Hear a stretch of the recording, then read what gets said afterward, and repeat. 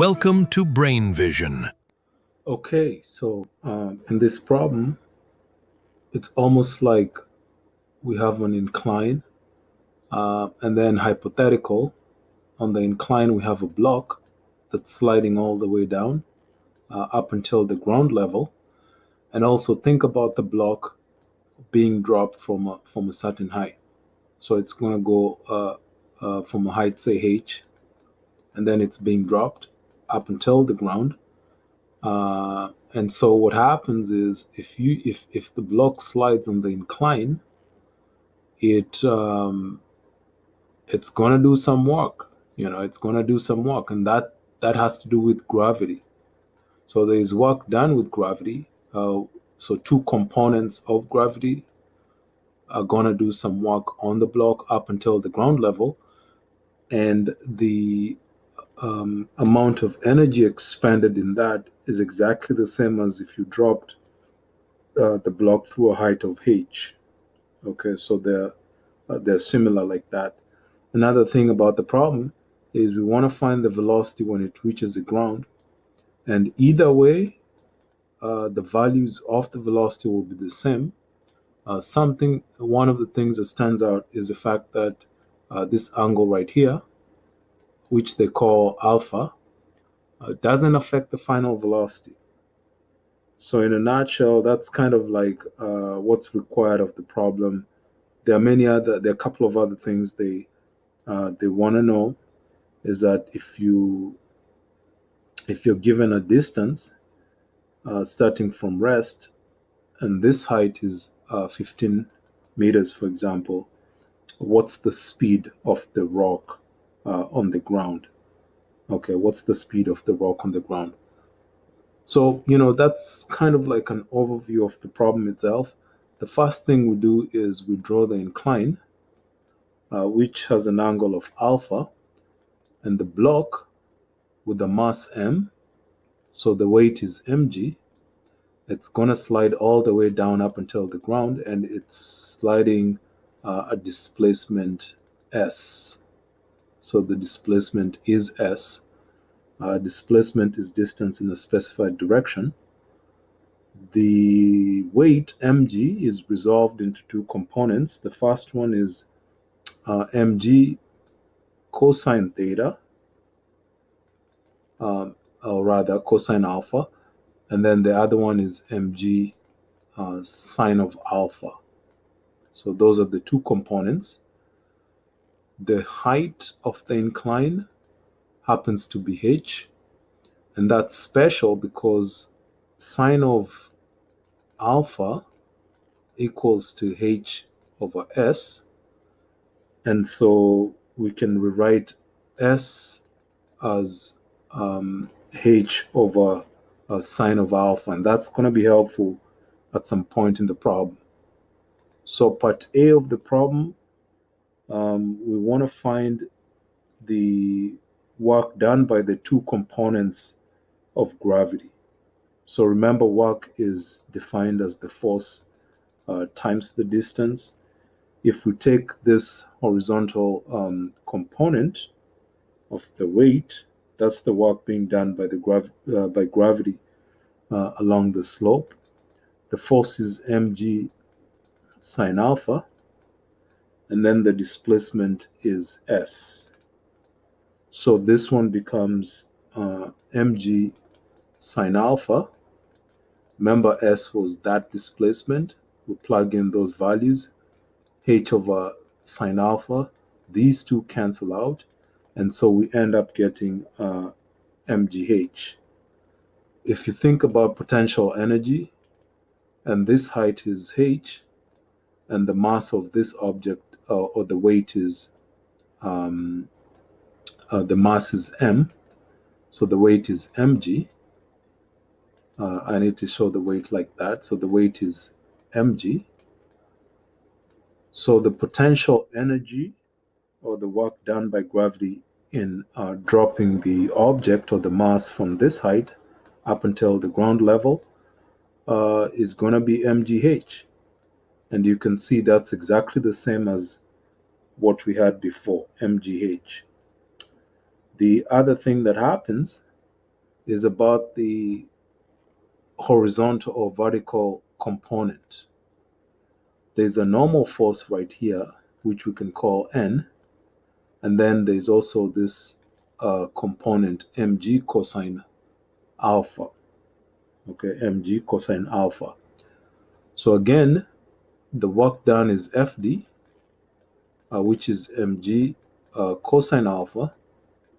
But since there is no horizontal displacement, S is going to be 0.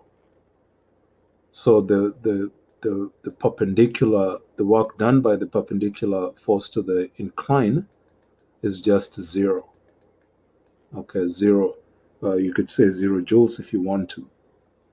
If you combine the parallel work plus the perpendicular one, you get mgh and 0.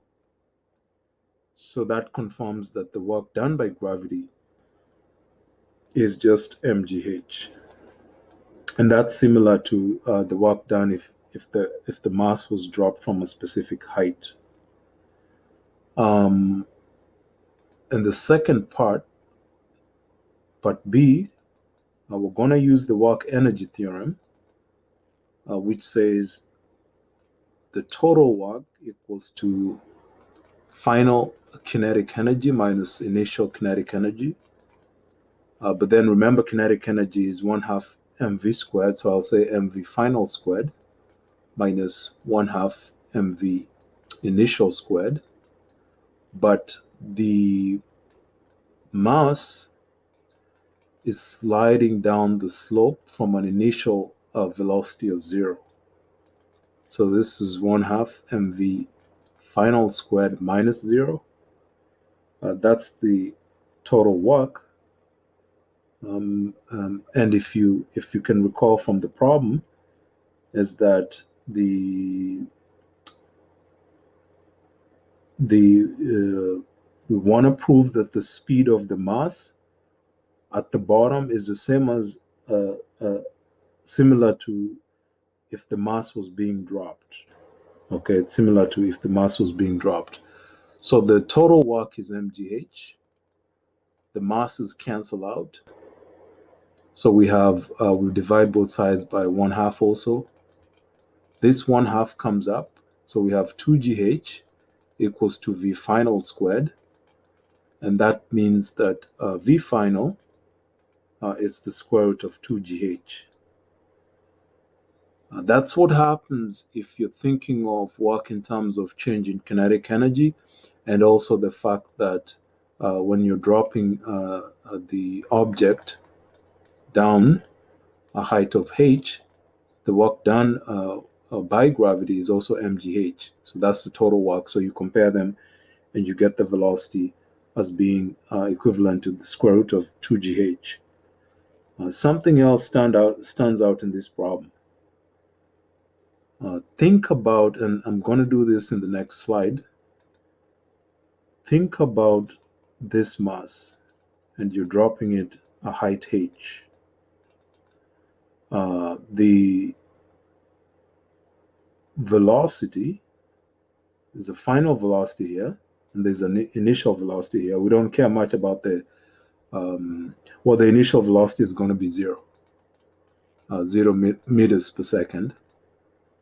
And so if you drop this object with an initial velocity of 0 meters per second, then you can use the equations of motion. So v final squared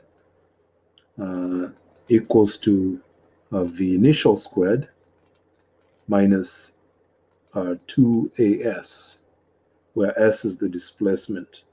But since we're dealing with heights, dropping heights, so this is v final squared equals to v initial squared, which was 0 meters per second, minus 2, the acceleration due to gravity is g, and the displacement is h.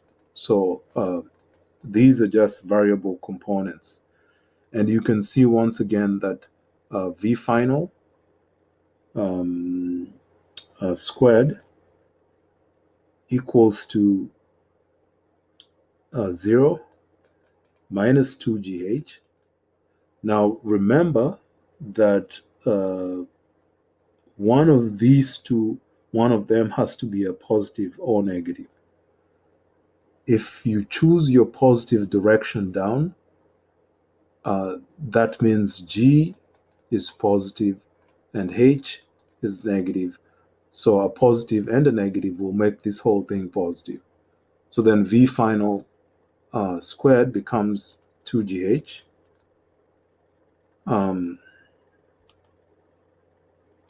So we're using the equations of motion. We're using the equations of motion in this problem. And if you can recall, one of the equations of motion would be V final squared plus, actually it's not minus in this case. So equations of motion in this problem become a V final squared equals to V initial squared plus. It's not minus, just to clarify that. This one is plus, and this one is plus, and this one is plus. And so we need to get rid of that, this one, and get rid of that. So once again, just to clarify this step again, it's another way of seeing what the final velocity will be if the object is dropped downwards. So we're using the equation of motion, V final squared equals to V initial squared plus 2AS. The A is the acceleration due to gravity, which is G. The S is the height displacement. And so V final squared equals to 2GH. So V final equals to square root of 2GH. Either way, you're getting the same answer, sliding the block down the incline or moving it, dropping it from a specific height. And this is just part B. The final part C, they give us an initial speed. So because it's being dropped, if we check the problem again, it's saying, we want to find the speed as it slides down on the frictionless hill. So it starts from rest. So initial velocity V initial equals to 0 meters per second. It's going to slide a distance of it's going to slide a distance of 15. It starts from rest. It's going to slide a distance of 15 meters. Okay, so it's going to slide a distance of 15 meters. So all we have to do is just plug in that number. So V final equals to square root of 2GH, which is square root of 2G, 2 times 9.8 meters per second squared, times the displacement, which is 15.0 meters. And so your final answer in terms of the final speed is 17.5 meters per second. So you can see in this problem, couple of things stand out. We wanted to find the work done by gravity on the horizontal, which is mgh, and then the work done by gravity on the vertical perpendicular to the plane, which is 0 joules because there's no displacement in the horizontal, 0. The other thing is we're using the work energy theorem to determine the final velocity at the bottom of the incline. The initial kinetic energy is 0 because the initial speed is 0. So using work energy theorem, mgh is the work done by gravity. You make it equal to 1/2 mv final squared. We simplify the problem, and you see we end up getting V final equals to 2GH. Another way of getting the same V final is to use the equations of motion. V final equals to V initial squared plus 2AS. Plug in G for the acceleration due to gravity, and then plug in H for the height displacement, and you end up getting the same exact result. Thank you very much once again for watching the videos. Feel free to send out any questions or comments. Okay, bye-bye.